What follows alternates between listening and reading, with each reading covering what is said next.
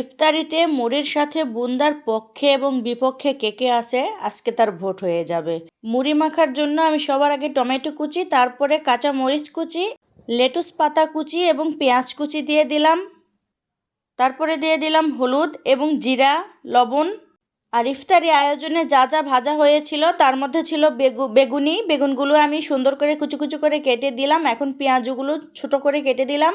পেঁয়াজু এবং বেগুনি দিলে মুড়ি মাখা কিন্তু খেতে অনেক মজা লাগে। তারপরে এখন দিয়ে দিলাম আমি খাঁটি সরিষার তেল দিয়ে ভালোভাবে মাখিয়ে নিলাম। ও হ্যাঁ, মুড়ি মাখায় তো আমি আসল জিনিস দিতেই ভুলে গিয়েছি। আমি তারপরে দিয়ে দিলাম ছোলা দিয়ে আমি ভালোভাবে আবারও মেখে নিচ্ছি। তারপরে আমার মুড়ি মাখার এই মশলাটি নরম করে নিয়েছি মেখে, তারপরে আমি মুড়ি দিয়ে দিলাম। আমি 2 বাটি মুড়ি দিয়েছি।